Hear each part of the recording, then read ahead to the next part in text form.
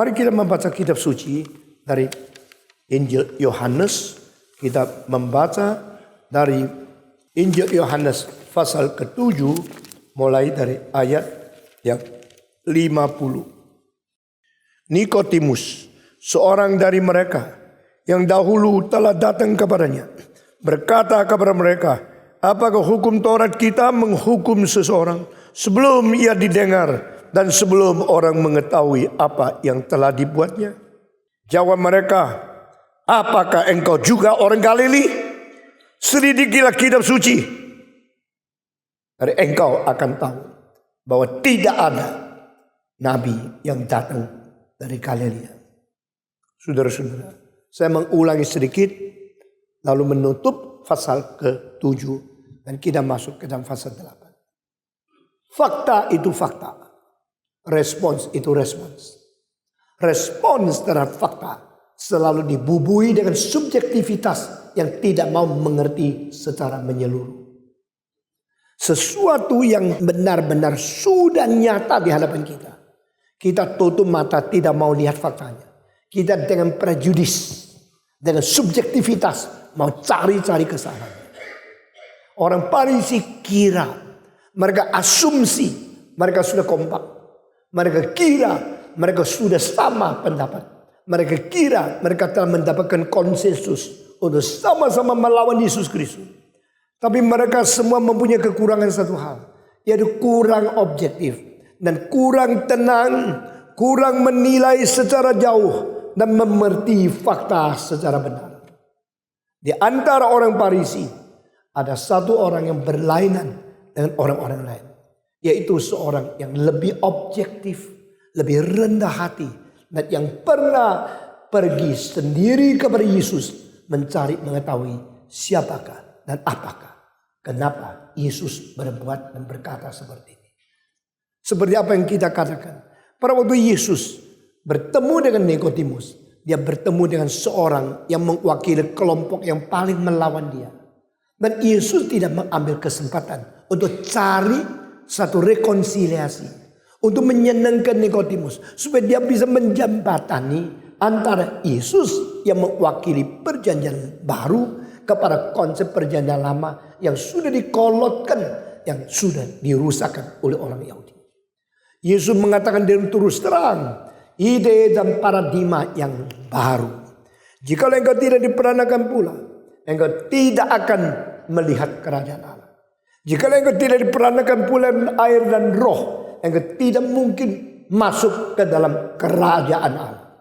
Nikodemus tidak mendengar kalimat-kalimat seperti itu. Pasti dia syok. Dia terkejut. Selama ini apa yang kami terima adalah dari Musa.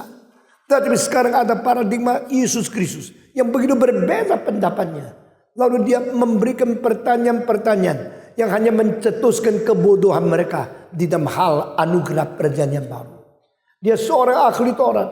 Di dalam Taurat dia mahir, dia mengerti, dia menggali sampai mendalam, dia otoritatif. Dan di dalam hal anugerah perjanjian baru, dia sama sekali asing, sama sekali tidak tahu. Saudara-saudara, kalau engkau mendapat PhD di fisika, jangan kira engkau sudah tahu apa-apa. Engkau tidak sama sekali mengetahui tentang apa yang dikerjakan oleh orang dalam bisnis. Jika engkau sudah pintar teologi, jangan kira engkau boleh menjadi pemimpin semua anggota. Karena anggota pun tidak banyak hal yang lain jauh lebih mahir dari kamu. Itu sebab kita mesti rendah hati. Mesti mengetahui ada kelebihan orang lain yang saya tidak ada. Jangan saya menganggap diri paling pintar. Pemuda-pemudi yang belajar semacam lalu mau monopoli seluruh, itu orang bodoh. Pemuda-pemudi yang sudah belajar banyak masih merasa diri kurang, itu orang bijak. Jangan engkau mengingat apa yang engkau peroleh, tetapi tidak sadar apa yang belum pernah kau mengerti. Nikodemus sekarang sadar. Saya mengerti perjanjian lama, saya mengerti Taurat, tetapi yang dikatakan Yesus ini satu wilayah yang baru, satu penjelajahan yang saya tidak pernah mengerti. Lalu dia tanya, semua pertanyaan itu menyatakan kebodohannya. Bolehkah seorang sudah tua kembali masuk ke dalam rahim ibunya dan lahir sekali lagi? Apa yang dia tanya itu lumrah. Karena dia mendengar kalimat to be born again.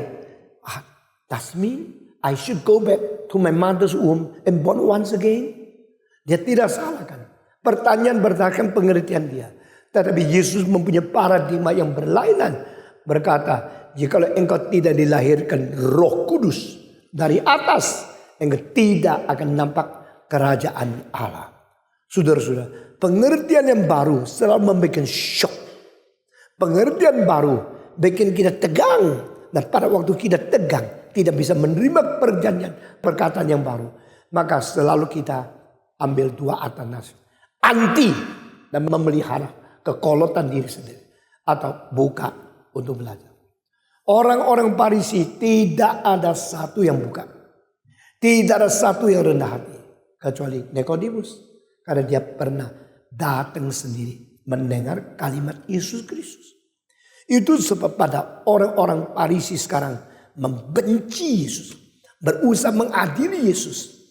Lalu seorang Nikodemus berdiri berkata, apakah Taurat kita menghukum seseorang sebelum mendengar penjelasan dia sendiri? Yesus semua memvonis mereka. Tapi Yesus tidak pernah bertemu dengan mereka. Dia tidak katakan, tahu tidak saya pernah ketemu Yesus. Dia tidak katakan. Dia cuma mengambil satu prinsip yang total. Is it true? Our law accuse a person without listen to him first. Kenapa engkau tidak panggil Yesus datang ke sini? Mereka punya konsep semua terbelenggu dengan semacam tradisi yang salah. Mereka tidak tahu Yesus dilahirkan di Betlehem. Mereka cuma tahunya Yesus tinggal di Nazaret. Kalau dia orang Nazaret, pasti dia orang Galili. Kalau Galili pasti tidak ada nabi. Tidak mungkin Galili menghasilkan sesuatu. Jikalau Galili dulu belum pernah menghasilkan nabi, apakah berarti Tuhan tidak mungkin menghasilkan nabi dari Galili seterusnya? Ini satu asumsi yang omong kosong. Satu asumsi yang tidak masuk akal. Karena orang Indonesia dari dulu tidak pintar, maka tidak pintar sampai selama-lamanya. Saudara-saudara, mungkin tidak mendadak Tuhan mengakibatkan atau menerbitkan orang Indonesia yang luar biasa. Maka orang-orang yang tidak dikirim dengan gereja yang memberi uang, mana bisa jadi misioneri? Tuhan bilang, saya bisa menjadikan misioneri. Tidak usah dikirim daripada gereja yang menunjang uang. God can do something different from the history. God is always innovative, always creative. Because he is a creator. Allah sanggup mengerjakan hal-hal yang di luar dugaan, di luar tradisi, di luar ikatan dari sejarah. Kalau Galili belum pernah menghasilkan nabi, berarti sampai selama-lamanya Galili tiada nabi. Siapa yang ambil vonis? Orang Farisi. Maka pada waktu Nikodemus telah mengatakan kalimat seperti itu, dia malah dijawab, engkau juga dari Galilea? Coba selidiki. Maka engkau akan membuktikan Galilea tidak pernah menghasilkan nabi. Dialog stop. Dia tidak mau dengar lagi Nikodemus. Karena mereka anggap what I believe is the final. What I say must not be debated. Apa yang saya sudah tetapkan itu sudah terakhir. Tidak usah bicara lagi. Diam. Tidak usah ngomong lagi. Di dalam bicara, di dalam perdebatan, orang yang mengatakan diam. Tidak usah bicara lagi. Kecuali dia memang mutlak benar. Kalau tidak, dia mutlak menghina orang yang lain. Nikodemus sudah tua. Bukan orang biasa. Seorang yang paling mahir mengerti dan objektif. Waktu tua masih cari Yesus. Tapi divonis dengan kalimat seperti ini. Saudara-saudara, dia juga tidak bicara lagi. Dia menanti sampai Yesus sudah dibunuh. Baru dia turunkan Yesus.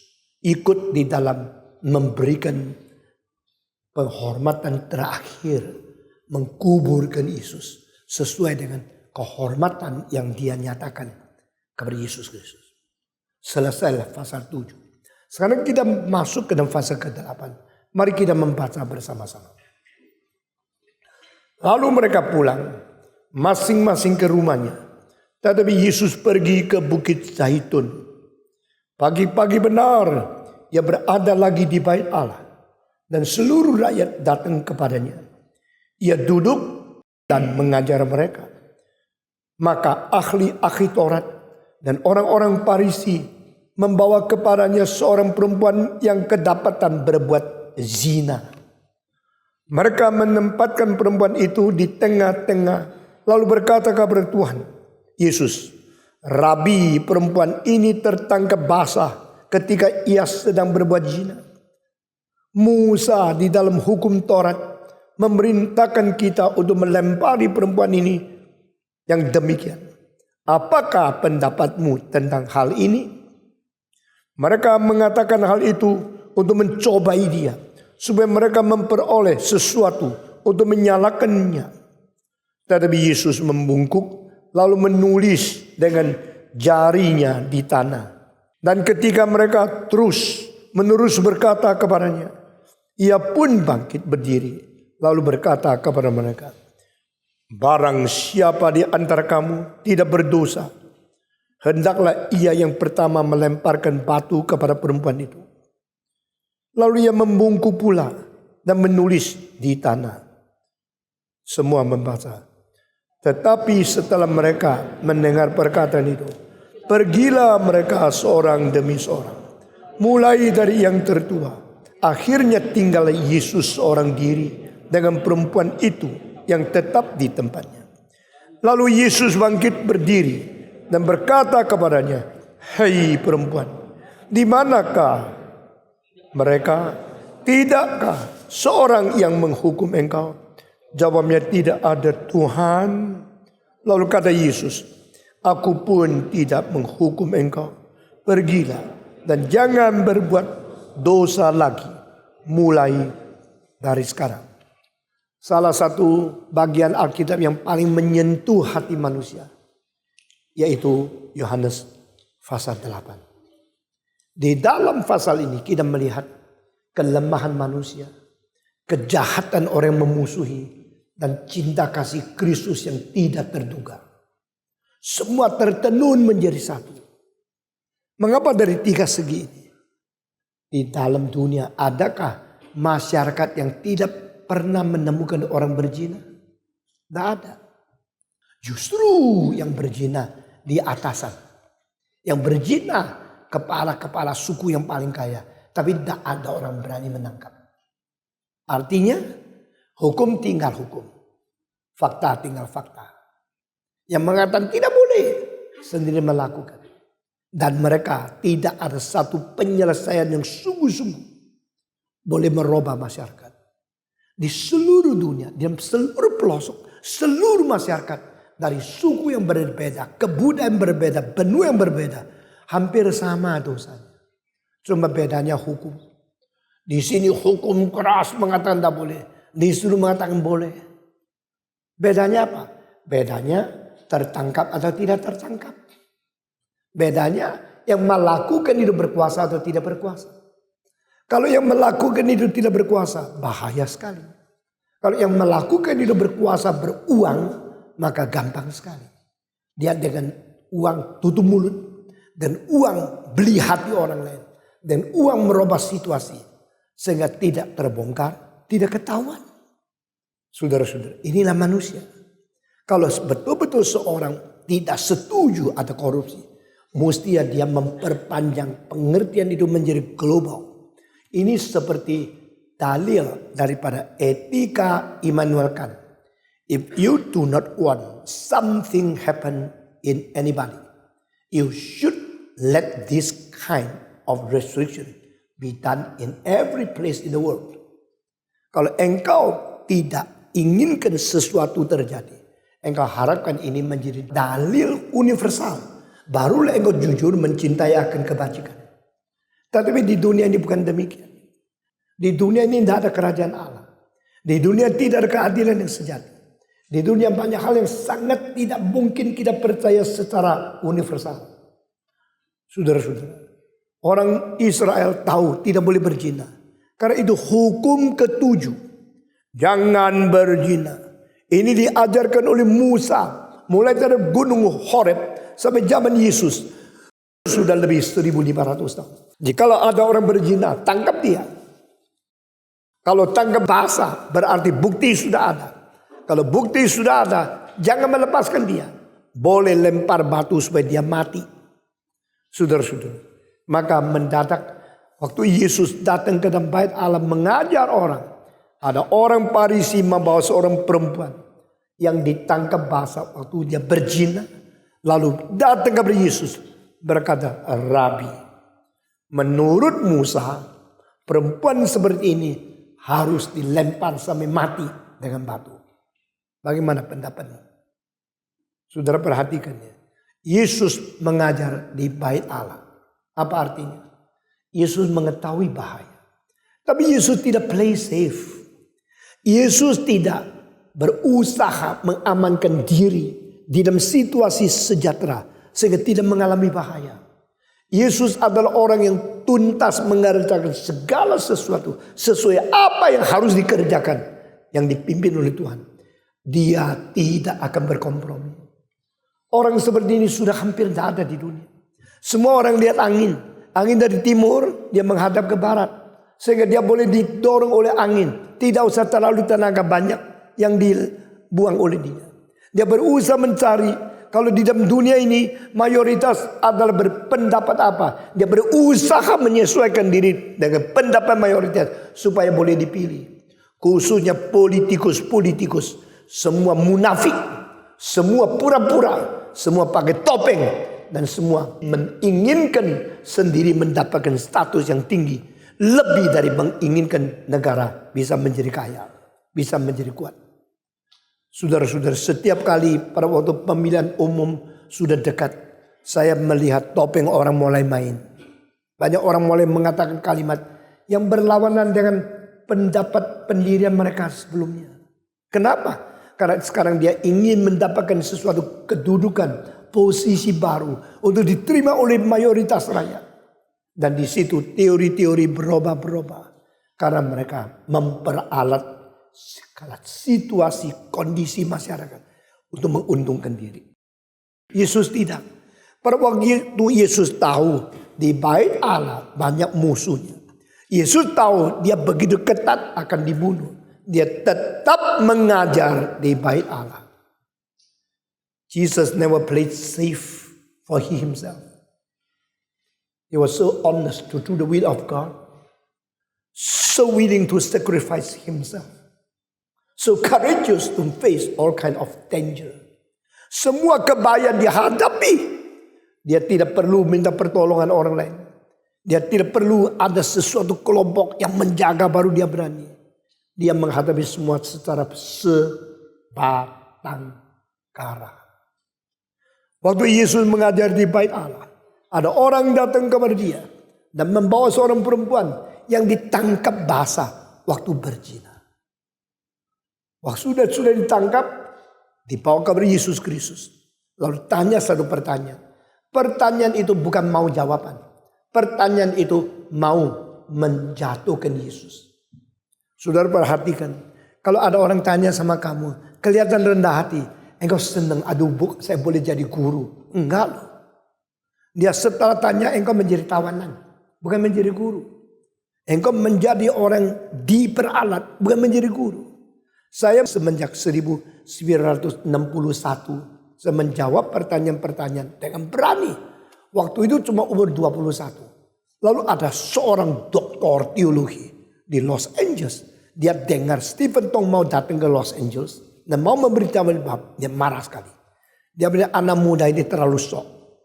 Hak apa? Kualifikasi apa? Dia berani menjawab pertanyaan. Waktu itu saya umur 33.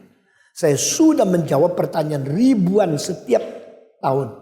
7.000 sampai 10.000 pertanyaan saya jawab setiap tahun. Sudah 13 tahun. Tetapi seorang doktor teologi yang tidak percaya manusia muda mampu.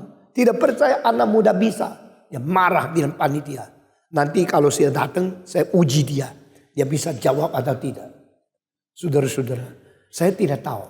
Saya waktu sampai di situ, ketemu dia. Dia sopan-sopan, senyum-senyum. Saya dengar, "You mau jawab pertanyaan?" Saya bilang, "Iya." Kenapa? Karena banyak orang diam kesulitan, tidak tahu jawaban. Orang Kristen harus memberikan kepada dia. Kalau engkau tidak bisa jawab, bagaimana? Kalau saya tidak jawab, Saya akan mengatakan saya tidak bisa jawab. Saya harus jujur dong. Dia mulai puas sedikit. Lalu dia minta saya doa sama dia. Sama-sama berlutut. Tuhan, Engkau mengetahui hati seorang hamba Tuhan yang masih muda ini. Tuhan kasih bijaksana sama dia. Maksudnya ini orang goblok, kurang bijaksana. Lalu terlalu berani. Atau itu kalimat mengandung psikologi yang saya tahu kok. Saya waktu muda lumayan. Sudah mengerti kira-kira belum ngomong apa. Tapi lu tidak jujur, saya juga tahu. Lalu sudah doa selesai. Seperti merestui saya. Tapi saya tetap menjalankan apa yang saya lakukan. Waktu pertanyaan datang saya 1 jawab, 2 jawab, 3 jawab. Di dalam 3 malam saya menjawab ratusan pertanyaan. Dia kaget. Dia kagum. Ternyata ada anak muda yang mempunyai bijaksana luar biasa. Bisa menjawab. Baru dia takluk. Tadinya dia berkata kepada panitia. Tiadakan tanya jawab. Karena Stephen Tong dari Indonesia. Anak muda. Tak tahu apa-apa. Berani jawab pertanyaan. Itu kebaktian bukan saya yang mau. Mereka yang minta. Saya seumur hidup tidak pernah minta naik mimbar. Saya lain sama pendeta lain. Ada pendeta kalau mau Amerika lewat Hawaii, tulis surat.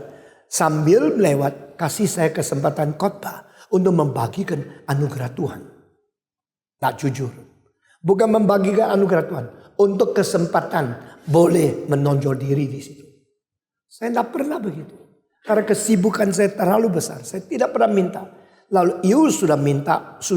Lalu saya kata, saya mau ini. Lalu Iu menghina saya, terserah. Pendeta itu sudah mati. Waktu dia mati umurnya paling panjang di antara gereja Tionghoa. Umur 96 baru meninggal dunia. Tapi waktu dia meninggal dunia dia mengakui Tuhan pakai saya di dalam zaman ini. Saudara-saudara sekalian. Anak muda bekerja dengan sungguh-sungguh. Tapi jujur. Kalau bisa jawab bilang bisa. Kalau tidak bisa jawab bilang tidak bisa. Biar kita sama-sama maju di dalam Kristen.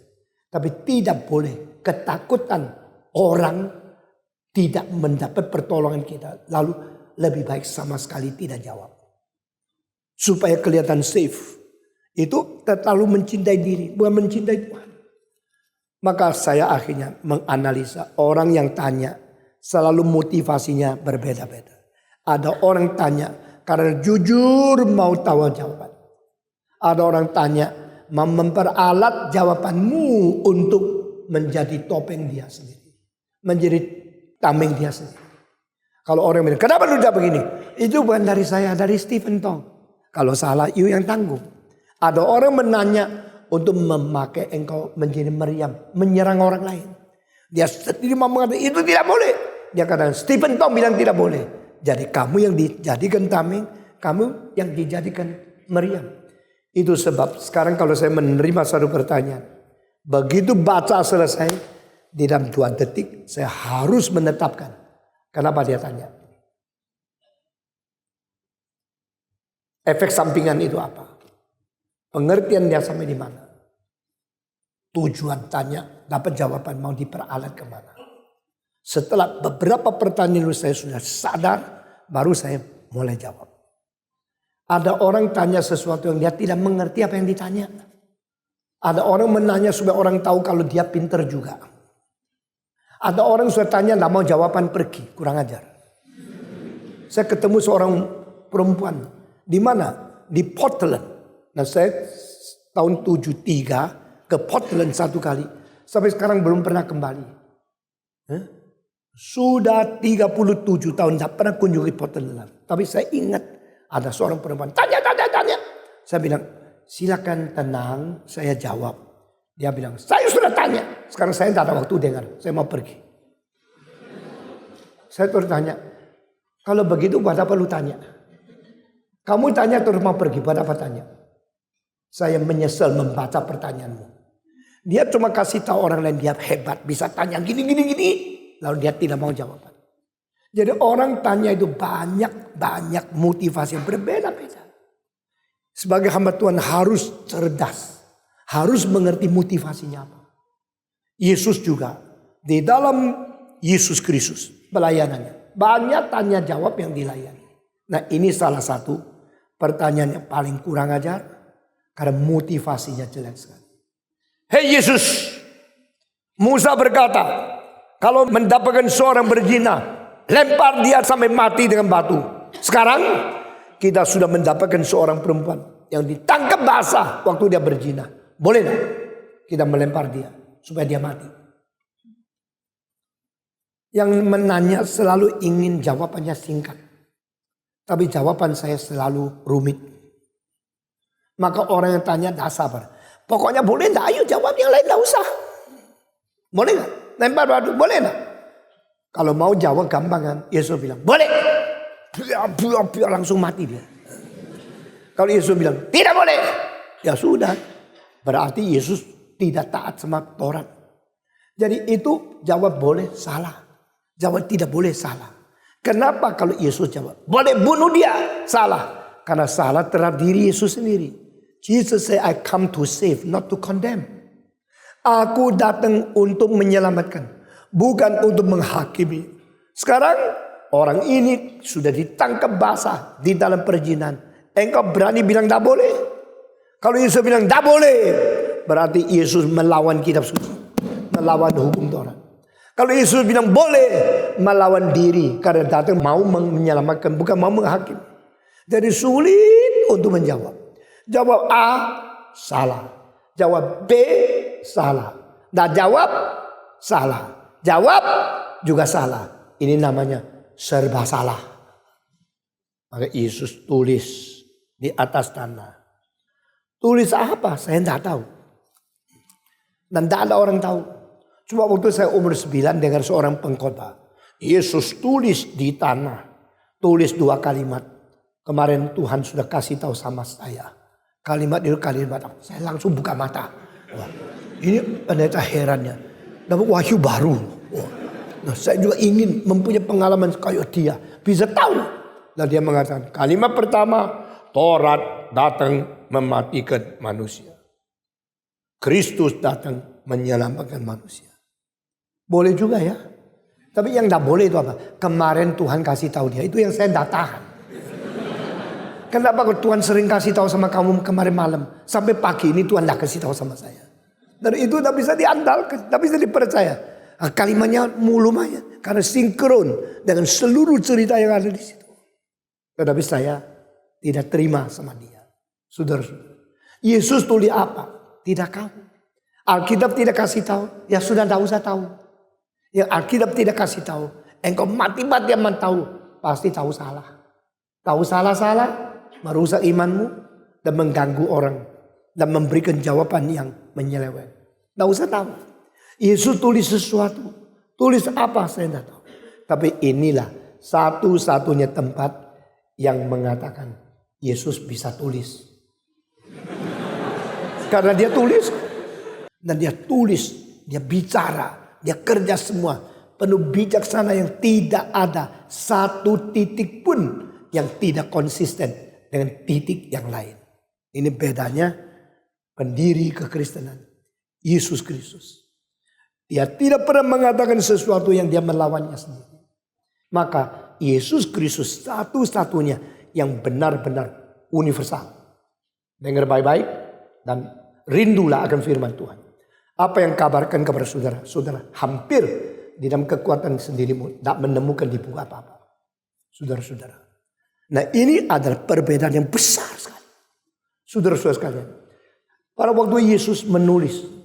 Lalu mereka menunggu dia jawab. Mereka tanya terus. Tanya terus. Kenapa tanya terus? Saking rindunya firman Tuhan. Saking lapar ausnya mau mendapat kebenaran. Bukan. Mau memancing Yesus lalu mematikan dia. Kejam. Ini orang datang mendengar khotbah. Bukan mau dapat kebenaran. Mau mematikan Yesus. Motivasinya jahat sekali. Waktu mereka tanya. Yesus jawab. Tetapi apa yang Yesus jawab? Jangan engkau kira akan sesuai dengan keinginanmu. Kita mau memanipulasi manusia. Kita mau memperalat manusia. Kita mau menjerat manusia di dalam kurungan yang kita bikin. Karena kita anggap kita lebih pintar dari orang lain. Orang yang paling bodoh adalah orang yang menganggap diri lebih pintar dari semua orang. Orang yang paling kaku adalah orang merasa diri yang paling lincah. Orang paling bodoh adalah orang menganggap semua orang lebih bodoh dari dia. Pada waktu mereka tanya ini, jawaban Yesus justru sama sekali tidak masuk ke dalam jerat dia.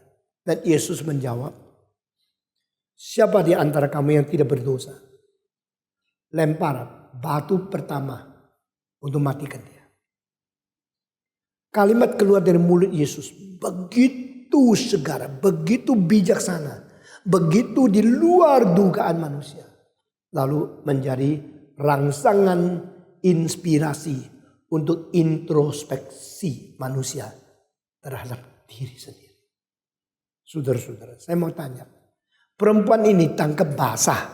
Apa artinya tangkap basah? Hah? Sedang berbuat zina kan? Kalau waktu didobrak pintu, blang, masuk. Dua-dua pakai jas. Pakai long dress, ya dah jadi dong. Tapi begitu pintu, blang, dua-dua telanjang. Di tempat tidur. Kaget. Lalu mau pakai celana. Tidak ada waktu.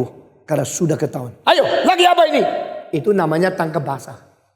Kalau orang berzina, tangkap basah, berarti sedang berzina. Saya tanya, adakah orang sendirian berzina? Waktu masuk 2 orang. Yang disebut 2 orang berzina. Pasti satu perempuan, yang satu lagi laki-laki. Ya.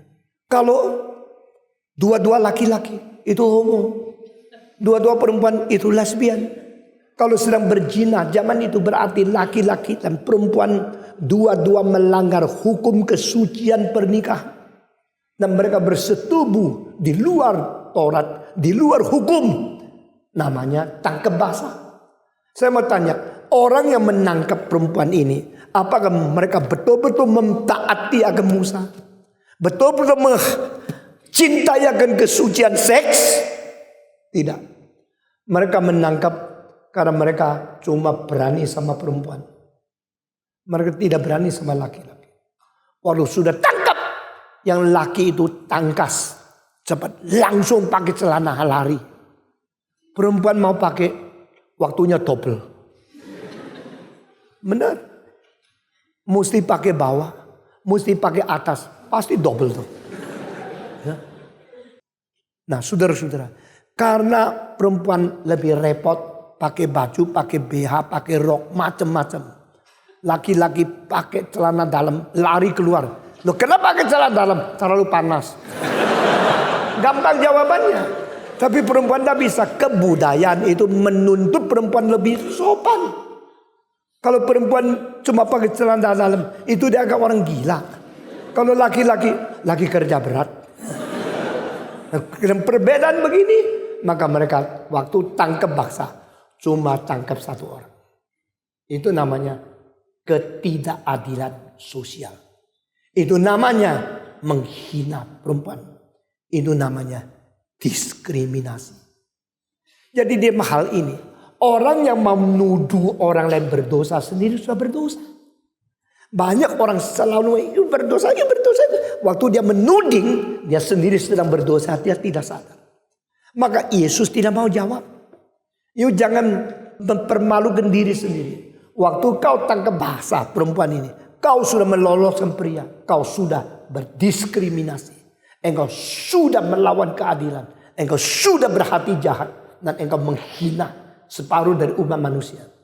Saya kenapa mesti melayani engkau? Tuhan tidak mau melayani mereka yang berdosa tapi mengadu dosa orang lain. Tuhan tidak mau melayani mereka yang tidak adil tapi menyatakan ketidakadilan kepada orang lain. Akhirnya ini semua terjadi untuk menghakimi Yesus Kristus. Yang mengadili Kristus adalah orang sendiri tidak adil. Yesus tidak mau membela diri. Engkau berbuat dosa ini, ada tidak? Tidak usah jawab. Karena mereka tidak berhak untuk mendengar jawaban Yesus. Mereka memvonis Yesus, menghakimi Yesus dengan sikap yang tidak adil. Lalu mereka mau bicara tentang pengadilan untuk Yesus Kristus. Yesus tidak membantah, tidak melawan. Dan Yesus juga tidak melarikan diri. Biar dihakimi, diadili. Tapi dia tidak mau jawab. Karena engkau tidak layak mendengarkan jawabanku. Demikian perempuan ini ditarik kepada Yesus Kristus. Hei Labi, Musa mengajar bunuh mati orang perempuan yang berzina seperti ini. Engkau baca kitab suci. Bukan. Musa tidak ngomong begini. Musa mengatakan orang yang berzina dua-duanya dilempar batu. Koinnya jadi satu. Melepaskan yang satu. Engkau katanya ahli Taurat. Tapi engkau tidak mengerti keseimbangan dari pertoran. Engkau katanya menjalankan hukum Tuhan. Engkau meloloskan laki-laki yang juga berzina. Engkau sendiri dia beres. Sekarang engkau kira saya setuju kepada engkau. Menyetujui engkau melempar batu kepada orang perempuan yang ditangkap basah waktu berzina. Yesus tidak mau berbagian di dalam dosa seseorang. Saudara dengar kalimat di bawah ini teliti. Kalau orang berdosa dan ikut engkau tanda tangan. Melibatkan engkau untuk setuju dia. Jangan sembarang ikut. Jangan sembarang menyetujui. Karena di belakang itu ada siasat dan ketidakadilan yang mereka menyembunyikan diri. Saudara-saudara saya tidak punya pengalaman terlalu banyak. Toh paling sedikit sudah berkhotbah lebih 33.000 kali. Saya meskipun bukan orang yang pintar. Toh sudah diberi kesempatan berkhotbah 53 tahun lebih 11 bulan. Saudara-saudara. Saya seorang yang sederhana. Tapi saya pernah mengamati. Pernah meneliti. Pernah mengalami. Pernah mengetahui ketidakadilan. Ketidakjujuran manusia. Banyak sekali. Yang bisa ngomong kepada orang lain sendiri tapi jalankan. Banyak. Yang bisa menegur orang lain sendiri melanggar. Banyak. Saudara-saudara sekalian. Yang menangkap orang lain bukan mau menjalankan hukum. Mau mempergunakan kuasanya untuk mengatasi orang lain.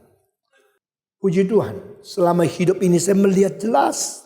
Banyak orang tuntut orang lain mesti gini, mesti gini, mesti gini. Tapi sendiri sama sekali tidak begini. Itu omong kosong. Demikian mereka bilang Yesus hakim ini. Ya dia mesti mati. Kita lempar batu. Yesus mau lempar batu. Silakan. Sekarang saya mengizinkan engkau lempar batu. Tetapi dengar kalimat ini. Barang siapa di antara engkau yang tidak berdosa. Lempar dulu. Wah kalau ada rame-rame. Banyak orang kumpul. Herannya. Kalau lihat banyak orang kumpul. Kita ikut campur kumpul di situ. Ini kebiasaan. Khususnya yang bisik-bisik.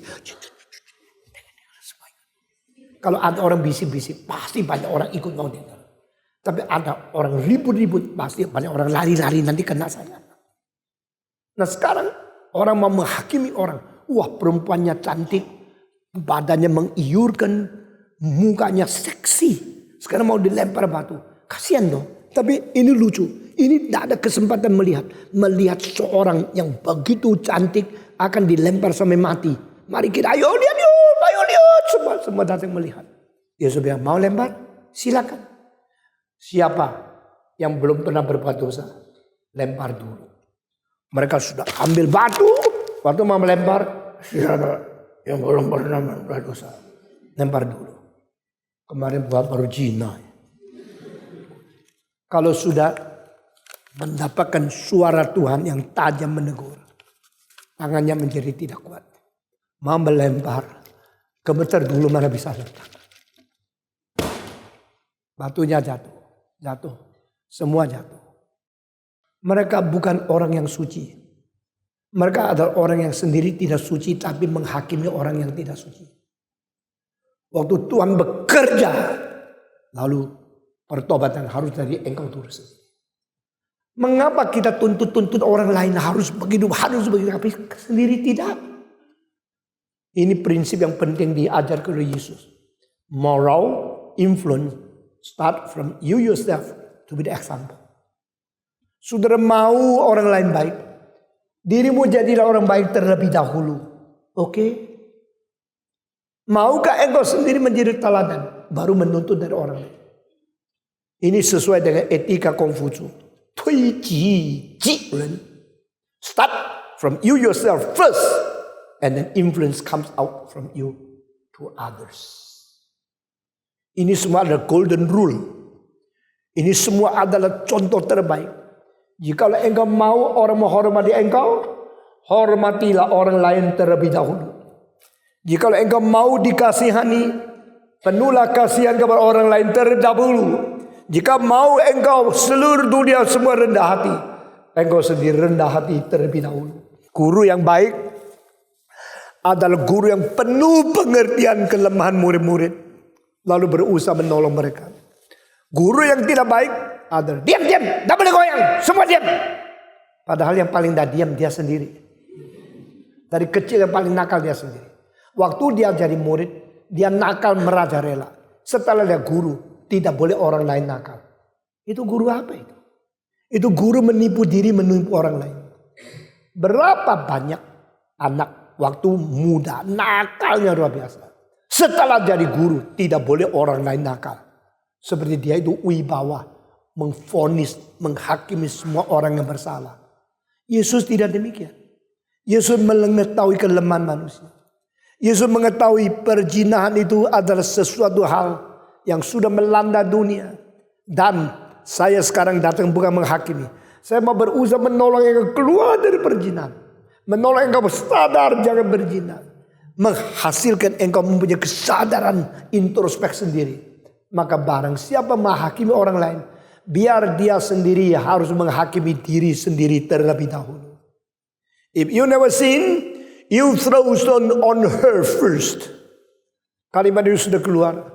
Semua menjadi menerima kuasa Tuhan, menegur, dan satu persatu introspeksi sendiri. Dan mereka pergi. Kalimat ini mengatakan dari yang paling tua sampai paling muda. Artinya apa? Yang tua juga berzina. Satu kali saya di tahun 65 bikin kebangunan rohani. Judul khotbah saya adalah Yohanes Pembaptis, hamba Tuhan yang setia sampai mati. Tema itu saya khotbah berapa malam? You tidak percaya. 10 malam. Setiap malam lebih 1 jam. Cerita apa sih? Yohanes Pembaptis kok bisa 10 jam? Saya juga tidak tahu kenapa dulu bisa ya. Dulu bisa, sekarang tidak bisa. Itu namanya data evolusi kan. Nah saudara-saudara, saya bicara. Saya mengatakan pemuda-pemudi jangan berzina. Pemuda-pemudi jangan berzina. Pemuda-pemudi jangan berzina. Banyak orang muda makin lama makin banyak yang dikerahkan, banyak bertobat menerima Yesus Kristus. Hari ke-7 ada seorang tua tinggi-tinggi pakai kacamata. Stephen, saya ngomong satu sama kamu. Saya dipanggil ke pinggir. Kenapa Om? Saya tanya dia. Berapa hari ini engkau terus marah-marah. Pemuda-pemudi jangan berzina. Pemuda-pemudi jangan berzina. Saya bilang iya betul. Itu karena beban saya. Harap pemuda-pemudi menjadi pemuda yang suci. Tapi saya kasih tahu ya Stephen. Lu jangan kira pemuda-pemudi yang suka berzina. Yang tua juga suka loh. Orang tua-tua banyak yang berzina. Saya kaget loh. Saya kira orang tua itu sudah tua. Jadi contoh teladan pemuda-pemudi. Enggak loh. Orang muda tidak ada uang. Cari pelacur 1. Yang tua cari 2-3. Saya kaget setengah mati loh. You kira dunia ini begitu bersih. You kira orang tua baik. Banyak orang tua suka berzina. Lebih hebat dari pemuda-pemudi. Malam hari ke-8. Khotbah saya robah sedikit. Pemuda-pemudi dan orang tua jangan berzina. Sudah. Ternyata juga orang tua maju ke depan bertobat. Maka Alkitab mengatakan kalimat ini sangat menarik. Dari yang tua sampai yang muda. Satu persatu pergi dan meninggalkan perempuan itu. Yesus tidak peduli. Lu mau lempar silakan. Tidak mau lempar silakan. Saya sudah kasih jawaban. Yesus tulis lagi. Nah tulis apa saya tidak tahu. Karena kemarin Yesus tidak kasih tahu saya. Sudah tulis selesai. Yesus berdiri. Datang kepada perempuan itu.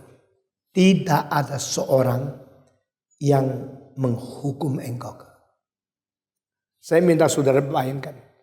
Perempuan itu perasaan tadi ditangkap oleh Yesus. Sebab perasaan sekarang bedanya apa? Mari kita imagine, bayangkan. Waktu dia berzina lagi enak-enak berapa menit. Menikmati seks. Senang-senang. Mendadak pintu ditobrak. Mata-mata laki-laki yang melihat kepada dia. Bikin dia gemeter setengah mati. Siapapun sedang berzina lagi enak. Menemukan sudah diketuk pintu dan sudah dibongkar oleh orang. Langsung pucat. Langsung ketakutan. Karena selanjutnya ini apa yang mungkin terjadi? Dibawa ke polisi kah? Atau dengan telanjang dikelilingi kota kah? Apa dituduh ke pengadilan kah? Atau menurut Musa dilempar batu sampai mati kah? Ini semua tak bisa ditanggung. Karena orang berdosa itu maunya senang-senang, tidak maunya hukuman. Orang yang berjudi mereka maunya dapat uang, bukan maunya dibongkar judinya. Orang yang berzina maunya nikmat seks, tidak mau keluarganya pecah belah. Semua orang yang mau berdosa telah mempunyai mata yang terlalu dekat dan tidak tahu konsekuensi yang lama itu apa. Perempuan ini tertangkap basah di luar dugaan. Dia kira malam ini enak-enak sepanjang malam menikmati seks. Terus besok pergi pura-pura karena suaminya luar kota. Tidak tahu. Dia tetap siap diri seperti perempuan yang baik. Lalu menghidupkan segala sesuatu seperti tidak pernah terjadi sesuatu. Tak sangka tertangkap. Tak sangka terbongkar. Tak sangka seluruh kota tahu. Tak sangka suami datang akan menceraikan dia. Semua pikiran yang mau mencuri seks, yang indah-indah mimpinya, hancur pada saat kita itu. Bayangkan. Lalu dibawa kepada Yesus. Wah, ini lebih mempermalukan. Dibawa ke bait Allah. Dihukum oleh orang Farisi. Dan ini akan jatuhkan vonis. Tak ada kemungkinan boleh melarikan diri. Bayangkan, dia pikir apa? Dia pikir, lalu dia pikir nanti sebentar lagi semua batu datang kena matanya anjlok. Lalu syarafnya patah semua, darahnya keluar, mata panjang lagi, menjadi buta mendadak. Lalu dia melarikan diri tidak bisa, karena tidak bisa lihat jalan mana. Lalu batu datang ke sini ke sana, seluruh badan diremukkan. Batu yang besar membuat dia punya paru-paru penyek di dalam. Dia bayang. Dia tidak berani pikir lagi mau apa. Tidak berani angkat kepala. Hanya terus di situ. Dia hanya menyesal. Tapi penyesalan yang tanpa jalan keluar. Regret without way out. Hanya menyesal. Tapi tidak bisa merubah nasib. Dia ketakutan luar biasa. Mendatang dengan satu kalimat. Barang siapa yang tidak berbuat dosa. Lempar batu pertama kepadanya. Dia bilang cilaka. Ini semua akan lempar batu pertama untuk saya. Tapi dia tunggu 1 menit, 2 menit. Tidak. Lalu dia tadi yang sangat malu. Mulai ngintip dari bolongnya jari. Orang-orang itu kemana? Satu-satu pergi. Dia pikir ini mimpi atau apa ya? Ini benar-benarkah? Nah kalau sudah semua pergi. Lalu Yesus bilang. Aku yang matiin kamu aja sendiri. Kan ini Tuhan kok. Bagaimana? Setelah itu Yesus datang kepada dia. Tidak lagi tulis. Tidak ada orang yang menghakimi, menghukum engkau. Tidak Tuhan. Yesus mengatakan. Aku pun tidak menghukum engkau. Pergilah mulai hari ini. Jangan berbuat dosa lagi. Saya akan khotbah berhenti di sini. Sesudah kali ini saya akan bicara sama engkau tentang teori daripada Plato. Why punish? Di dalam semua hukum dunia ada hukuman. In all law of the world there are punishment. Lalu Plato menanya, why punish? Kenapa orang berdosa harus dihukum? Punish. Tujuannya apa? Sebabnya apa? Karena sebabnya maka kita hukum. Atau karena hukum mempunyai tujuan yang lebih mulia. Nah ini menjadi filsafat mengenai hukum. Kita akan bahas pada kebaktian selanjutnya. Mari kita berdoa. Bapa di dalam surga, kami berterima kasih Karena cintamu yang begitu besar, Engkau memanggil kami. Engkau merubah kami. Engkau memberikan firman untuk menjadi makanan hidup rohani kami. Kami berterima kasih Engkau datang ke dunia bukan untuk menghakimi. Tetapi Engkau datang ke dunia untuk mengampuni. Memberikan kepada kami hidup yang baru. Menghapus dosa kami. Memberikan sejahtera hidup yang kekal ke dalam hati kami. Tuhan, kami berdoa kiranya anugerah-Mu yang begitu besar boleh kami sadari dan kami laksanakan di dalam hidup kami masing-masing demi memuliakan nama-Mu. Dalam nama Yesus Kristus, penebus dan juru selamat kami yang hidup, kami sudah berdoa. Amin.